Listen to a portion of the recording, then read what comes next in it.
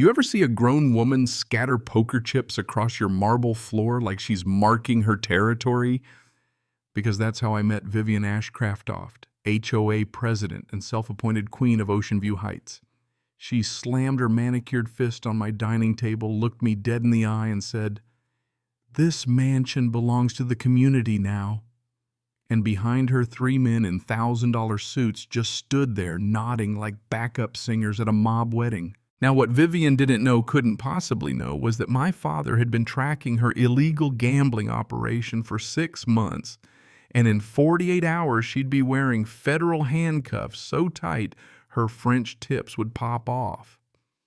But let me back up a second, because none of this makes sense unless you know how I, Darius Thornfield, 34, architect, sustainable design nerd, certified sucker for ocean views, wound up dropping $2.8 million on a Cliffside mansion I'd never even seen inside. Yeah, you heard me right.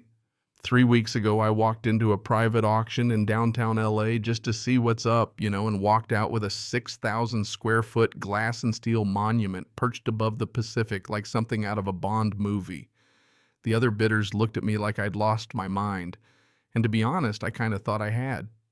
But my dad always said sun location matters, and for some reason that mansion called to me. The place was gorgeous, floor-to-ceiling windows, infinity pool, blending right into the horizon, smart home gadgets everywhere, marble floors so shiny you could check your hair in them. Moving day went off without a hitch, until it didn't. I'd just finished setting up my home office, standing on the deck with the sun painting the ocean gold, when I heard that click, click, click of expensive heels on my driveway. That's when Hurricane Vivian blew in, stepping out of a pearl-white Escalade in a cream blazer that probably cost more than my first car hair, slicked back so tight you could bounce a quarter off its smile, sharp as a shark's fin. She brought muscle 3 men in suits, spreading out on my property like they were casing the joint. "Mr. Thornfield," she called, cool and commanding. "I'm Vivian Ashcraftoft, president of the Ocean View Heights Homeowners Association. We need to discuss your situation." The way she said situation made it clear I wasn't a neighbor, I was a problem. I met her halfway, trying not to roll my eyes. She handed me a stack of papers. No pleasantries, just business. "Community access agreements," she said, "require your immediate signature." Now, I know legalese, and what I read made my blood pressure spike. They weren't asking for access, they were demanding I surrender my private beach and guest house for community benefit. I looked up deadpan. "This says you want my beach and my guest house for events." Vivian smiled, silk and steel. "Your property affects everyone's enjoyment of the neighborhood. We simply can't allow one resident to monopolize resources." One of her goons stepped forward. Jacket bulging, you get the picture. This wasn't a neighborly welcome, this was intimidation. "I'll need time to review these with my attorney," I said. Her smile never wavered, but her eyes flashed. Non-compliance could result in significant fines and legal complications. Yeah, that happened. After they left, I dove headfirst into Ocean View Heights public records and found a nightmare. 3 families had sold their homes at huge losses after community access requests.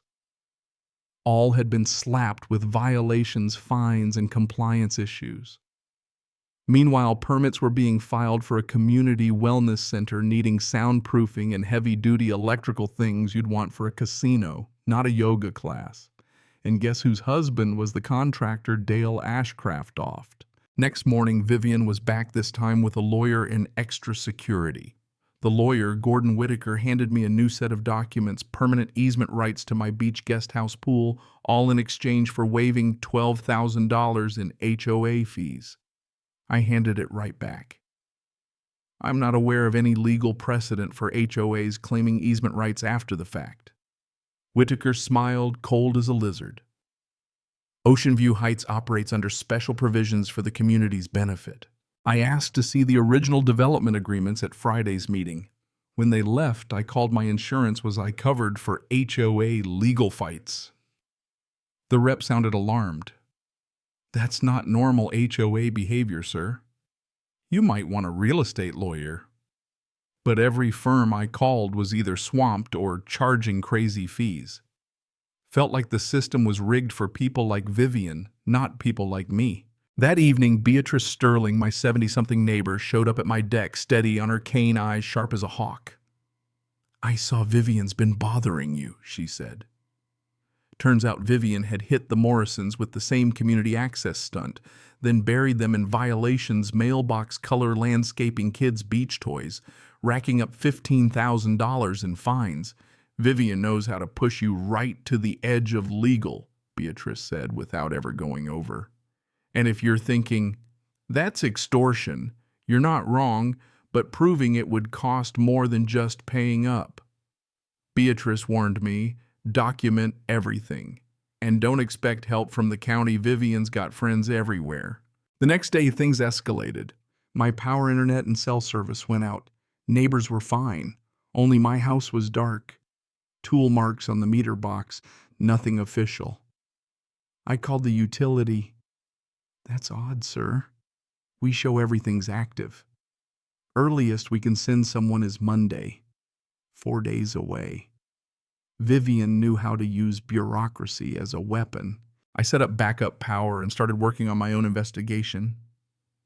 Then a county inspector dropped by for a routine safety check, picked apart my home for technical code violations that didn't even exist when the house was built.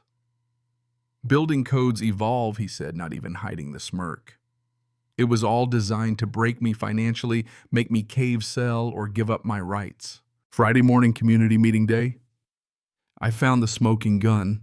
Buried in old property records, I discovered that Ocean View Heights sat on land with strict federal environmental permits that banned exactly the kind of community center Vivian was building.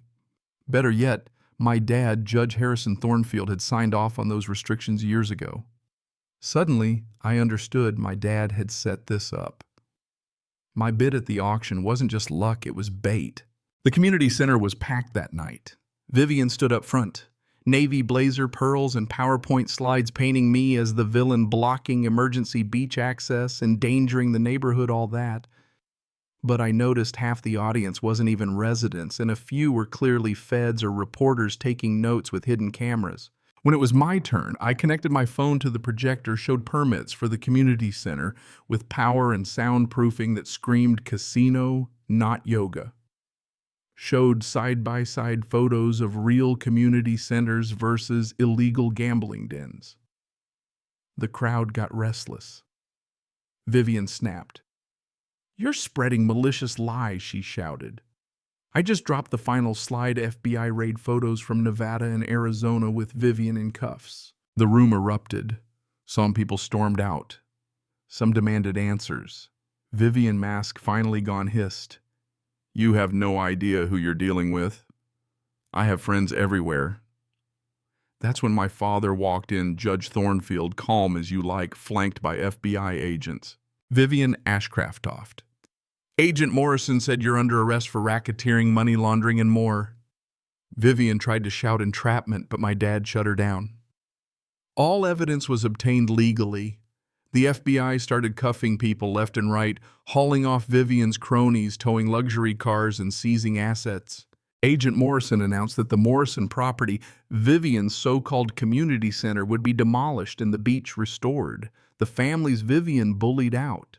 They'd get compensation from seized funds. The corruption ran deep.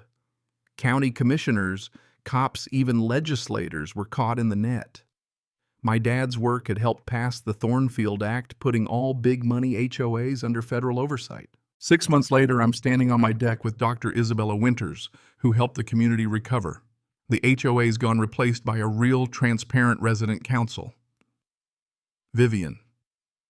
22 years in federal prison, and every family she hurt got paid back. Isabella teases me. "You never really bought this house for the architecture, did you?" She's right, I was undercover, and my impulsive bid was part of my dad's operation. The limestone caves under my house used for smuggling in the 1920s, Vivian had wanted them for secret casino tunnels. My presence on that cliff forced her hand, and she fell right into the trap. That spring on the restored beach where Vivian once planned her criminal empire, I proposed to Isabella. My father officiated, the ocean-shining gold neighbors cheering. Letters poured in from families all over the country, people who used the Thornfield Act to save their homes from HOA bullies just like Vivian. Here's what I learned. Justice isn't just about catching the bad guys. It's about fixing what they broke, protecting people who can't fight alone, and making sure communities stay safe for families, ordinary people just like us. So if you're ever up against an HOA tyrant document, everything trust your gut. And remember, sometimes the neighbor they underestimate is the one with connections they never saw coming. And if you made it this far, let me know, what would you have done in my place? Fight legally, gather evidence, call him back up, or just run for the hills? Drop your story below.